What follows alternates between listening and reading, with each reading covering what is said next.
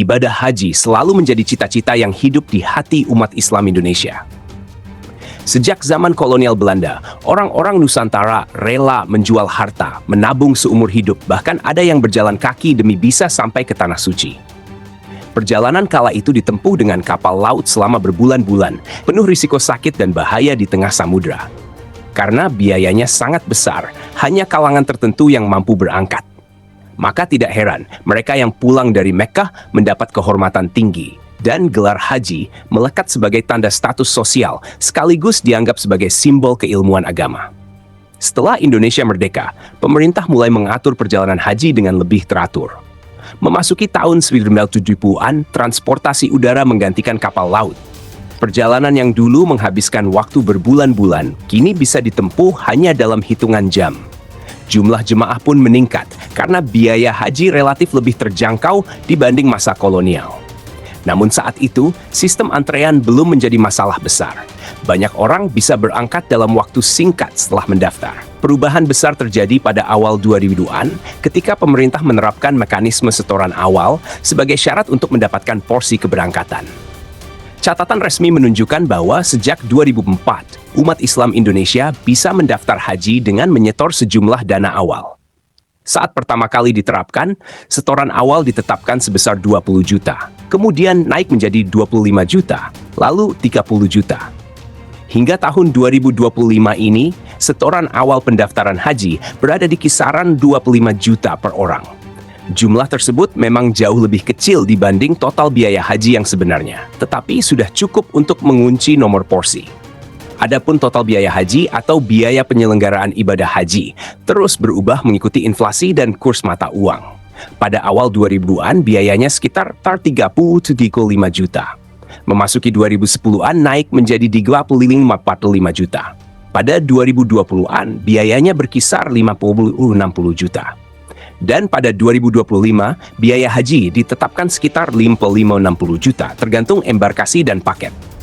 Artinya, meski setoran awal relatif kecil, pelunasan tetap besar dan cenderung terus meningkat setiap tahun. Skema pendaftaran haji berjalan seperti ini.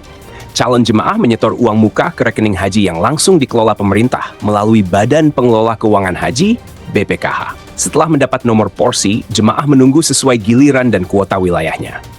Ketika masa keberangkatan tiba, jemaah harus melunasi kekurangan biaya. Misalnya, jika total biaya haji tahun itu 70 juta dan setoran awal 25 juta, maka sisanya mapal 5 juta dibayar pada saat pelunasan. Sering muncul anggapan bahwa biaya haji disubsidi pemerintah.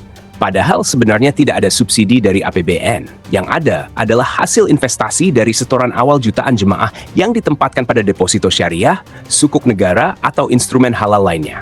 Keuntungan dari pengelolaan dana itulah yang menutup selisih biaya sehingga jemaah membayar lebih murah dari harga real. Dengan kata lain, itu bukan subsidi, melainkan hasil pemanfaatan dana umat yang telah dititipkan sejak lama.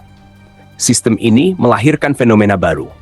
Karena setoran awal kecil, banyak orang berlomba-lomba mendaftar sejak dini agar mendapat nomor porsi. Bahkan ada orang tua yang mendaftarkan anaknya sejak masih SD atau SMP, padahal jelas belum memenuhi syarat istita'ah. Dari sinilah lahir antrean panjang. Masa tunggu haji kini mencapai 20 hingga 40 tahun di berbagai provinsi. Di Sulawesi Selatan, Kalimantan Selatan, Nusa Tenggara Barat, dan daerah lain, ada jemaah yang harus menunggu lebih dari 35 tahun. Akibatnya, banyak orang baru bisa berangkat di usia sangat tua. Bahkan ada yang meninggal sebelum sempat berangkat. Masalah ini semakin diperparah dengan munculnya produk dana talangan haji pada 2008-2016. Saat itu, bank-bank menawarkan pinjaman agar nasabah bisa segera memenuhi setoran awal dan memperoleh nomor porsi. Nasabah cukup menyetor sebagian kecil, sisanya ditalangi bank, lalu dicicil dengan tambahan margin. Meski dikemas dengan label syariah, praktik ini sejatinya mengandung riba. Dana talangan akhirnya dilarang sekitar 2014-2015. Tetapi dampaknya sudah terlanjur terasa. Banyak orang yang telah mengunci nomor porsi melalui skema ini tetap masuk antrean hingga sekarang. Lebih jauh lagi, meski dana talangan resmi sudah tidak ada, praktik berhutang untuk mendaftar haji masih berlangsung.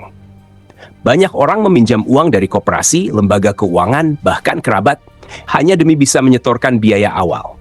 Padahal hakikatnya sama aja. hutang tetap membebani, dan jika ada tambahan bunga atau imbalan, maka tetap termasuk riba. Akibatnya, semakin banyak orang memaksakan diri mendaftar meski belum mampu, sehingga antrean makin panjang. Selain itu, kasus jual beli kuota juga ikut memperburuk keadaan. Kuota tambahan yang seharusnya menjadi hak jemaah seringkali tidak sampai ke masyarakat yang benar-benar menunggu, melainkan diperdagangkan untuk kepentingan tertentu. Masyarakat luas tahu praktik ini ada, meski sulit dibuktikan secara hukum. Karena itu, meski kuota Indonesia setiap tahun mencapai lebih dari 200.000 orang, terbesar di dunia, antrean tetap mengular puluhan tahun. Fenomena panjangnya antrean juga melahirkan suara-suara sinis dari orang-orang yang lemah imannya. Ada yang mengejek, untuk apa repot-repot pergi haji? Lebih baik uangnya ditabung atau dipakai usaha. Bahkan muncul ide menyesatkan bahwa haji bisa diganti dengan ziarah wali di dalam negeri demi mendukung perekonomian lokal. Semua pandangan ini jelas menyesatkan, karena haji adalah rukun Islam kelima, perintah langsung dari Allah yang tidak bisa diganti dengan ritual apapun. Nyinyiran tersebut hanyalah upaya untuk melemahkan semangat umat agar jauh dari syariat. Dampak antrean panjang sungguh berat. Banyak jemaah yang berangkat dalam kondisi renta. Ada yang harus memakai kursi roda.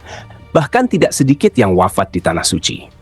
Biaya pelunasan juga semakin berat karena terus naik setiap tahun. Sementara penghasilan masyarakat tidak selalu meningkat secepat itu. Banyak yang kecewa karena setelah menunggu puluhan tahun, tetap harus menanggung beban berat.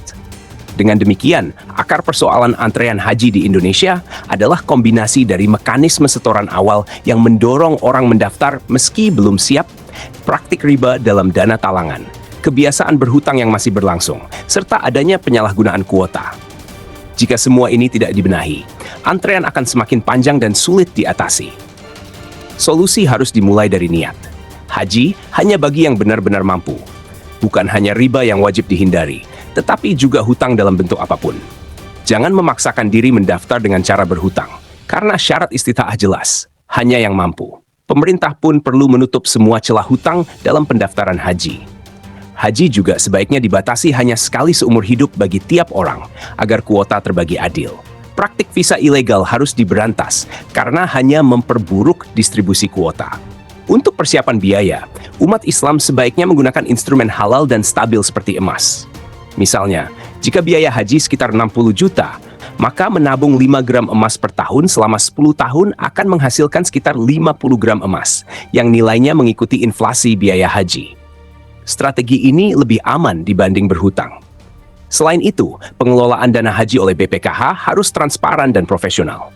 Dana umat yang mencapai ratusan triliun harus diinvestasikan secara halal dan produktif, sehingga hasilnya membantu meringankan biaya haji, bukan disalahgunakan.